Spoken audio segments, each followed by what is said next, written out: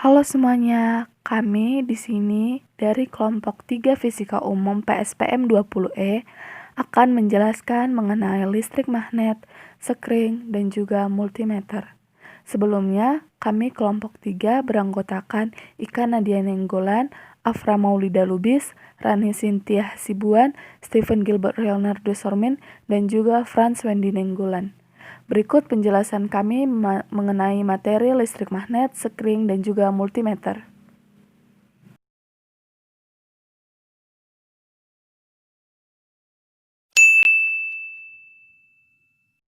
Perkenalkan, nama saya Afra Maulida Lubis. Di sini saya akan menjelaskan seputar mengenai medan magnet. Pengertian dari medan magnet adalah ruangan di sekitar kutub magnet yang gaya tarik atau tolaknya masih dirasakan oleh magnet lain.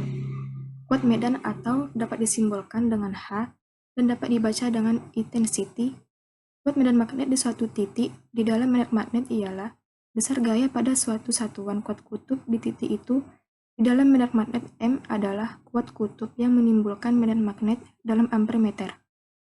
R jarak dari kutub magnet sampai titik yang bersangkutan dalam meter, dan H adalah kuat medan titik itu dalam N per A kali M atau dalam Weber per M kuadrat. Garis gaya. Garis gaya dapat didefinisikan dengan lintasan kutub utara dalam medan magnet atau garis yang bentuknya demikian hingga kuat medan di tiap titik dinyatakan oleh garis singgungnya. Sejalan dengan paham ini, garis-garis gaya keluar dari kutub-kutub dan masuk ke dalam kutub selatan. Untuk membuat pola garis-garis gaya, dapat dengan jalan menaburkan serbuk besi di sekitar sebuah magnet. Berikut adalah gambar pola garis-garis gaya. Rapat garis-garis gaya atau dapat disebut flux density yang dapat disimbolkan dengan B. Definisi dari rapat garis-garis gaya adalah jumlah garis gaya tiap satuan luas yang tegak lurus kuat medan. Dengan rumus B sama dengan flux per A. Kuat medan magnet di suatu titik sebanding dengan rapat garis-garis gaya dan berbanding terbalik dengan permeabilitasnya. Dan dapat dirumuskan dengan A sama dengan B per mu. Dengan keterangan B sama dengan rapat garis-garis gaya, mu sama dengan permeabilitas zat itu, A sama dengan kuat medan magnet. Yang perlu diingat adalah rapat garis-garis gaya menyatakan kebesaran induksi magnetik. Medan magnet yang rapat garis-garis gayanya sama disebut medan magnet serba sama atau homogen. Bila rapat garis-garis gaya dalam medan yang serba sama B, maka banyaknya garis-garis gaya atau flux yang menembus bidang seluar A M kuadrat dengan mengapit sudut flux dengan mengapit sudut theta dengan kuat medan adalah flux sama dengan B kali A sin theta dengan satuan Weber. Sekarang kita akan membahas tentang medan magnet di sekitar arus listrik. Yang pertama, menggunakan percobaan Oersted. Di atas jarum kompas yang seimbang dibentangkan seutas kawat, sehingga kawat itu sejajar dengan jarum kompas. Jika ke dalam kawat dialiri arus listrik, ternyata jarum kompas berkisar dari keseimbangannya. Maka dapat kita simpulkan, di sekitar arus listrik ada medan magnet. Cara menentukan arah perkisaran jarum adalah, dengan yang pertama, bila arus listrik yang berada di antara telapak tangan kanan dan jarum magnet mengalir dengan arah dari pergelangan tangan menuju ujung-ujung jari, kutub utara jarum berkisar ke arah ibu jari. Yang kedua, bila arus listrik arahnya dari pergelangan tangan kanan menuju ibu jari, arah melingkarnya, jari tangan menyatakan perkisaran kutub utara. Cara menentukan arah medan magnet ialah dengan bila arah dari pergelangan tangan menuju ibu jari, arah melingkar jari tangan menyatakan arah medan magnet. Pada percobaan Oersted, jika di atas suatu kompas dibentangkan sebuah kawat sejajar, maka jika kawat tersebut dialiri arus listrik, maka jarum kompas akan menyimpang. Hal ini menunjukkan adanya medan magnetik di sekitar arus listrik. Arah garis-garis medan magnetik yang terdapat di sekitar kawat berarus sesuai dengan kaidah tangan kanan atau aturan sekrup putar kanan. Kaidah tangan kanan pertama yaitu arah ibu jari menunjukkan arah arus listrik dan arah lipatan jari-jari yang lainnya menunjukkan arah putaran garis-garis medan magnetik. Yang kedua adalah kita akan menggunakan percobaan hukum Biot-Savart. Definisi dari hukum Biot-Savart adalah besar induksi magnetik di suatu titik di sekitar elemen arus sebanding dengan panjang elemen arus. Besar kuat arus Sinus sudut yang diapit arah arus dengan jaraknya sampai titik tersebut dan berbanding terbalik dengan kuadrat jaraknya, yang dapat kita rumuskan dengan delta B sama dengan K kali I kali delta L sin theta per R kuadrat. Yang ketiga adalah kita akan menggunakan percobaan induksi magnetik. Induksi magnetik di sekitar arus lurus yang dapat dirumuskan dengan B sama dengan minul I per 2 VA. Dengan keterangan B sama dengan induksi magnetik, minul sama dengan permeabilitas udara atau vakum, I sama dengan kuat arus dengan satuan A sama dengan jarak titik ke penghantar dengan satuan M. Berikut dapat kita lihat gambar dari induksi magnetik. Yang terakhir adalah induksi magnetik di sumbu toroida, yang dapat kita rumuskan dengan B sama dengan minul Ni per 2 VA. Dengan keterangan yang kita dapat, B sama dengan induksi magnetik, minul sama dengan permeabilitas udara atau vakum, I sama dengan kuat arus melalui penghantar, A sama dengan jari-jari toroida, dan N sama dengan banyak lilitan toroida. Baik, perkenalkan nama saya Rani Sintia Sibuan. Saya akan membahas tentang gerak muatan di dalam medan listrik dan medan magnet, serta gaya Lorentz pada dua buah kawat arus yang sejajar. Gerak muatan di dalam medan listrik dan medan magnet. Jika sebuah muatan berada di dalam medan listrik, maka muatan tersebut akan mendapatkan gaya listrik. Andaikan muatan tersebut adalah muatan positif, yang besarnya Q dan besar medan listriknya adalah E, maka besarnya gaya listrik pada muatan adalah Fe sama dengan Q kali E. Gaya magnetik pada muatan yang bergerak di dalam medan magnet dikenal sebagai gaya Lorentz yang mempunyai sifat yang berbeda dengan gaya listrik. Gaya Lorentz merupakan produk vektor, yaitu merupakan hasil perkalian silang antara vektor kecepatan dan vektor medan magnet. Secara matematik, gaya Lorentz dinyatakan dengan persamaan vektor F sama dengan Q kali vektor V kali vektor B dengan arah vektor gaya tegak lurus, arah vektor kecepatan dan vektor medan magnet mengikuti aturan tangan kanan. Jika kita tinjau besarnya saja, aturan perkalian silang gaya Lorentz dapat dituliskan sebagai berikut. F sama dengan Q kali V kali B kali sin theta, di mana theta adalah sudut yang dibentuk oleh vektor kecepatan dan medan magnet. Gaya Lorentz pada dua buah kawat arus yang sejajar. Apabila dua buah kawat arus diletakkan sejajar, maka masing-masing kawat akan menghasilkan medan magnet yang mempengaruhi satu sama lain, sehingga masing-masing kawat akan mengalami gaya Lorentz. Jika dua buah kawat arus sejajar dialiri arus listrik dengan arah yang sama, maka gaya Lorentz pada kedua kawat tersebut tarik-menarik. Akibatnya, kedua kawat akan melengkung ke dalam. Jika arah arus pada kedua kawat sejajar berlawanan arah, maka pada masing-masing kawat tolak-menolak. Akibatnya, kedua kawat akan melengkung keluar. Gaya Lorentz yang bekerja pada masing-masing kawat sejajar ini sama besarnya, dan besarnya dinyatakan dalam gaya persatuan panjang. F per L sama dengan mu 0 kali I1 kali I2 per V kali D. Sekian yang bisa saya jelaskan, terima kasih. Halo semuanya, di sini saya Ika Nadia Ninggolan akan menjelaskan mengenai sifat kemagnetan bahan. Suatu bahan terdiri atas kumpulan atom, sedangkan inti atom itu sendiri dikelilingi oleh elektron positif dan elektron negatif. Elektron mengelilingi inti atom sehingga dapat dikatakan sebagai arus yang bergerak melingkar. Di samping itu, elektron-elektron di dalam sebuah atom juga melakukan gerak rotasi seperti gasing yang dinamakan gasing elektron, atau dapat dikatakan juga sebagai spin elektron. Pada suatu atom, spin elektron ada yang berpasangan dan ada yang tidak berpasangan. Kemagnetan suatu bahan ditentukan oleh spin elektron dan juga gerak elektron yang mengelilingi inti. Spin elektron menghasilkan momen magnetik yang dimana momen magnetik ini tadi menghasilkan magnet-magnet kecil, dan kumpulan dari magnet-magnet kecil ini atau gabungan dari magnet-magnet kecil ini nanti akan menghasilkan suatu magnet di mana arah spin utara dan arah spin selatannya sama. Sementara itu, spin elektron yang berpasangan tidak akan menimbulkan sifat kemagnetan karena arahnya yang berlawanan sehingga saling meniadakan. Bahan-bahan yang didekatkan pada magnet memiliki respon yang berbeda-beda. Ada bahan yang ditarik kuat oleh magnet, ada pula bahan yang ditolak oleh magnet, dan ada juga bahan yang hanya ditarik dengan lemah oleh magnet.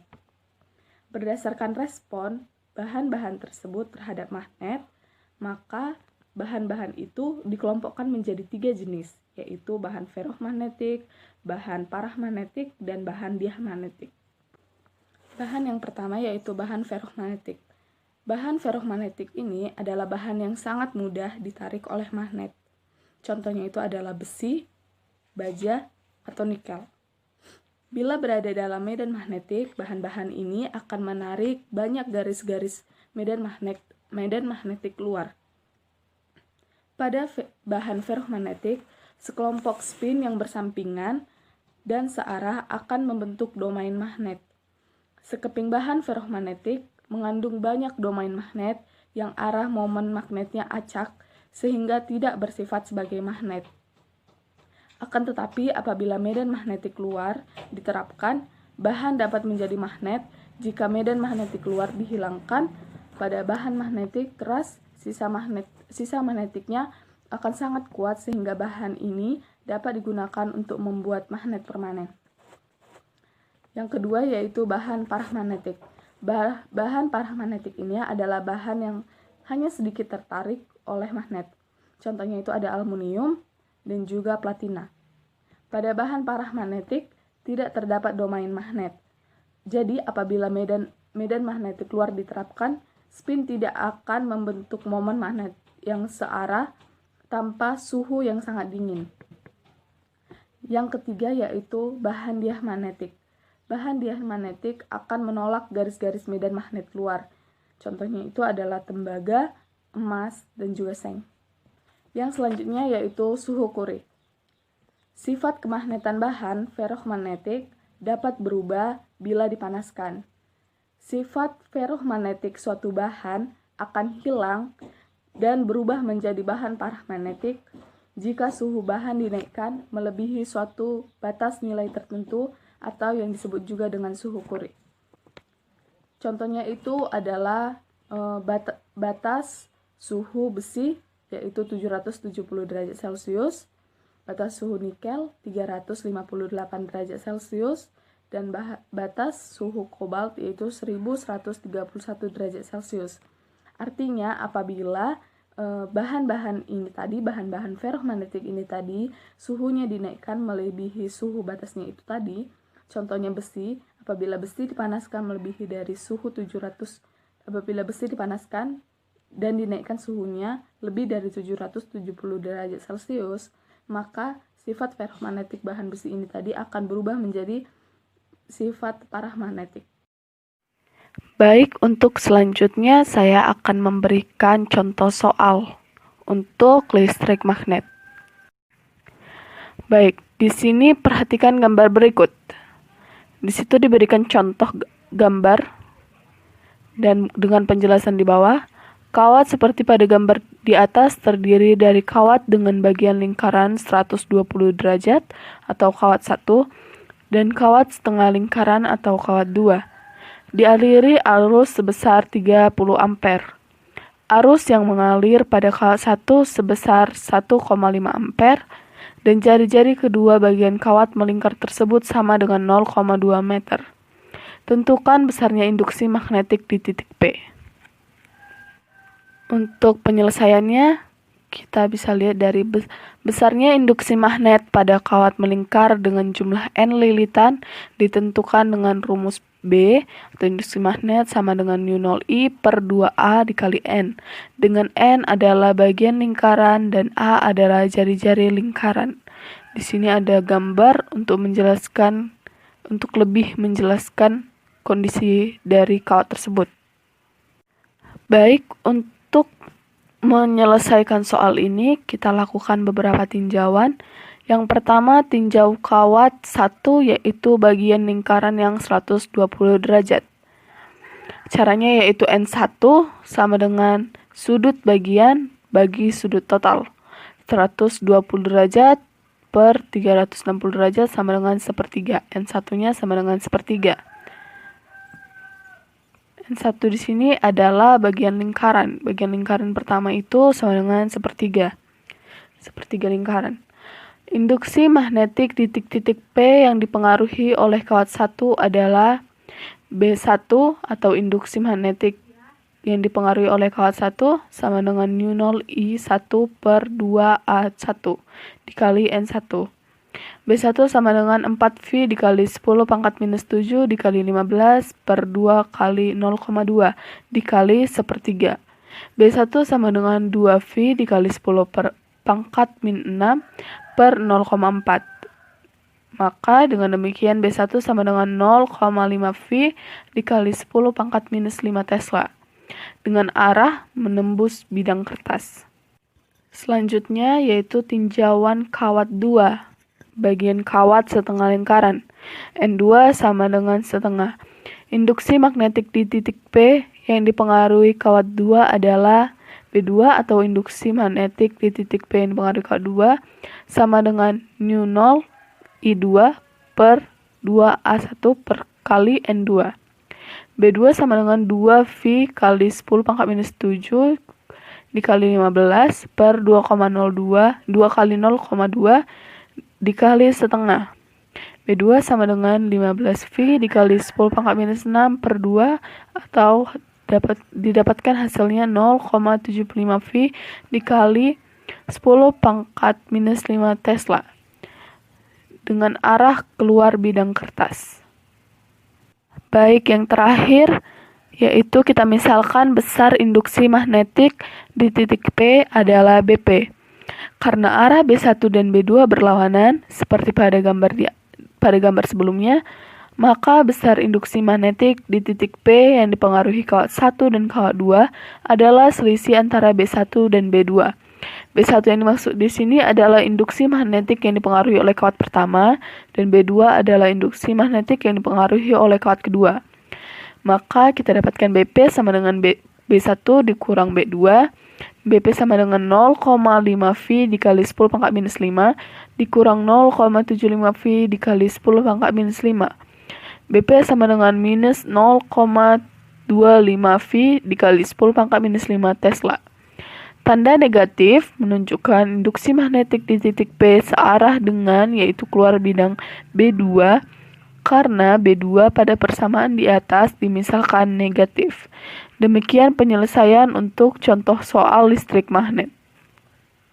Demikian penjelasan saya mengenai sifat kemagnetan bahan dan juga contoh soal listrik magnet sebagai penutup dari materi listrik magnet. Untuk materi selanjutnya akan dijelaskan oleh rekan saya. Terima kasih.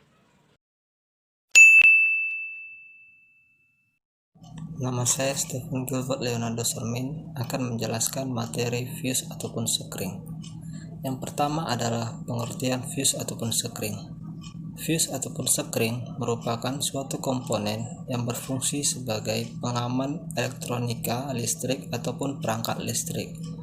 Dengan fuse ataupun sekring tersebut putus, maka arus yang masuk yang berlebihan tidak dapat masuk kepada rangkaian elektronika listrik dan tidak akan dapat merusak rangkaian elektronika listrik yang disebabkan oleh adanya arus singkat serta adanya arus yang masuk melebihi kapasitas maksimum fuse ataupun sekring. Dan fuse ataupun sekring biasa disebut sebagai pengaman listrik. Prinsip kerja fuse ataupun sekring. Fuse ataupun sekring yang dipasang pada rangkaian listrik dan pada saat diidentifikasi adanya suatu aliran yang masuk melebihi kapasitas maksimum, maka fuse tersebut membuka dan elemen-elemen tersebut mencair dan meleleh sehingga membuka komponen-komponen yang terdapat pada fuse ataupun sekring sehingga tidak dapat masuk ataupun merusak komponen-komponen perangkat listrik yang lain. Dengan adanya fuse ataupun sekring, perangkat-perangkat elektronika yang lain dapat lebih aman dan tidak rusak. Jenis-jenis fuse ataupun sekring. Berdasarkan fungsinya, fuse ataupun sekring dibedakan menjadi dua macam. Yang pertama, fuse tipe blade, di mana fuse tersebut lebih sering atau paling banyak digunakan karena fuse tersebut dirancang menggunakan bahan metal serta rumah fuse tersebut terdapat tembus pandang sehingga pada saat fuse tersebut putus maka fuse tersebut dapat terlihat dengan jelas. serta fuse tersebut memiliki berbagai macam warna, dan fuse tersebut memiliki beberapa keuntungan. Yang pertama, fuse tersebut lebih ringan. Yang kedua, bagian yang berhubungan lebih luas. Yang ketiga, anti pecah. Yang keempat, anti shock atau terbakar. Dan yang terakhir adalah fuse tersebut lebih tahan terhadap aliran arus listrik yang terputus-putus. 2.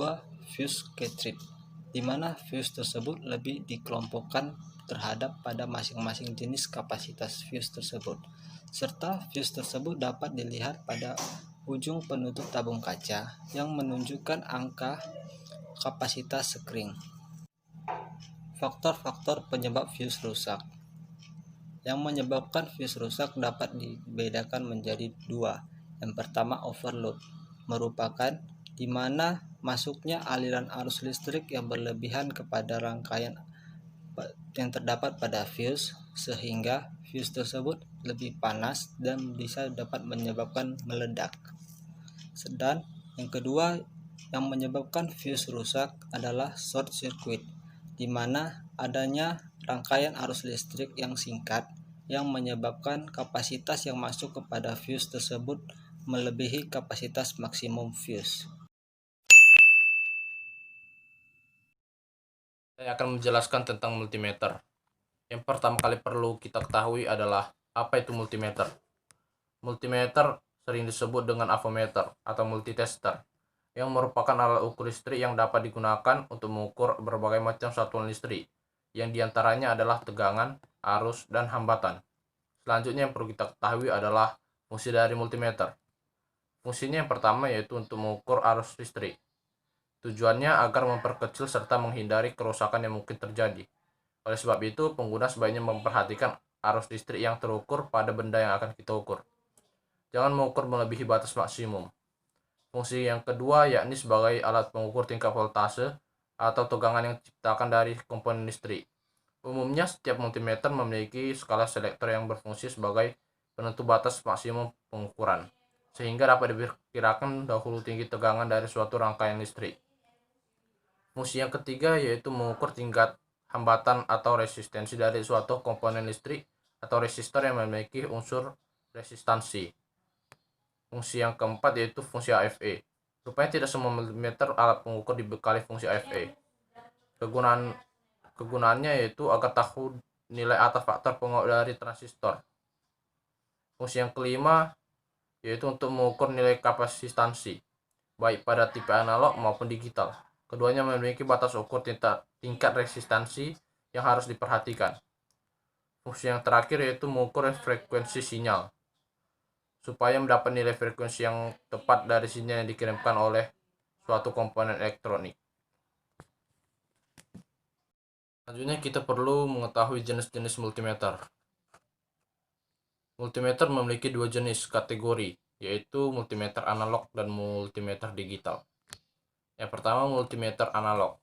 Alat ukur jenis multimeter analog memiliki ciri-ciri berupa tampilan jarum jam yang dilengkapi dengan range angka hasil ukur.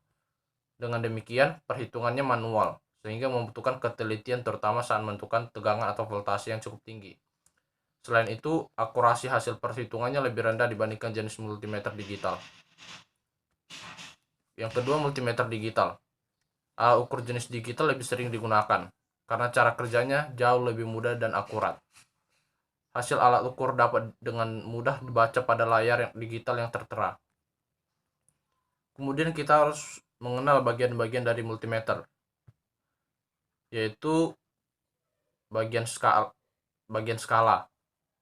Skala yang berfungsi sebagai alat membaca skala meter. Kemudian jarum petunjuk atau knife edge pointer yang memiliki fungsi sebagai penunjuk suatu besaran yang ingin diukur. Kemudian skrup pengatur posisi jarum atau zero edge screw yang memiliki fungsi untuk mengatur dan menentukan kedudukan jarum petunjuk yang bisa kita atur dengan menggunakan obeng pipih sebagai alat bantu untuk mengubahnya. Kemudian saklar jangkauan ukur atau range selector switch yang berfungsi sebagai komponen untuk memilih dan mengukur batasan atau posisi pengukuran arus. Kemudian tombol pengatur posisi jarum atau zero ohm adjust knob. Ia memiliki kegunaan sebagai komponen yang dapat mengatur jarum pada multimeter agar kembali pada posisi 0. Kemudian bagian lubang kutub positif atau biasa disebut VA terminal atau lubang kutub plus yang memiliki fungsi sebagai tempat masuknya test lead yang berarus positif dan biasanya memiliki kabel warna merah. Kemudian bagian lubang kutub negatif atau common terminal yang memiliki fungsi sebagai tempat untuk masuknya test lead yang berarus negatif dan biasanya memiliki warna hitam. Selanjutnya saya akan menjelaskan bagaimana cara menggunakan multimeter. Yang pertama, bagaimana cara mengukur untuk tegangan DC. Yang pertama itu atur posisi saklar selektor ke arah DCV. Kemudian pilih skala yang sesuai dengan perkiraan tegangan yang ingin Anda ukur. Misalnya bila Anda ingin mengukur 6 volt, putar saklar selektor ke 12 volt. Jika tidak mengetahui tegangan yang pasti yang akan Anda ukur, sebaiknya pilih saklar selektor ke arah tegangan yang lebih tinggi agar tidak terjadi kerusakan pada multimeter. Kemudian hubungkan kabel probe ke tempat terminal tegangan yang ingin Anda ukur. Pastikan kedua probe ini tidak terbalik. Kemudian lihat hasil pengukuran di display multimeter. Yang kedua, bagaimana cara untuk mengukur tegangan AC. Yang pertama itu atur ukuran posisi saklar selektor ke ACV. Kemudian pilih skala yang sesuai dengan perkiraan tegangan yang akan Anda ukur. Sebagai contoh, tegangan AC di rumah Anda berkisar 220 volt. Anda bisa mengatur saklar ke arah selektor ke 300 volt. Namun bila Anda tidak mengetahui tinggi tegangan yang akan diukur, maka sebaiknya pilih saklar tegangan yang tinggi untuk menghindari adanya kerusakan. Kemudian hubungkan kabel probe ke terminal tegangan yang akan diukur. Untuk tegangan AC, tidak ada polaritas negatif maupun positif. Selanjutnya baca hasil pengukurannya di display multimeter. Kemudian yang ketiga, bagaimana cara mengukur arus listrik. Yang pertama itu atur posisi saklar selektor ke DC ampere.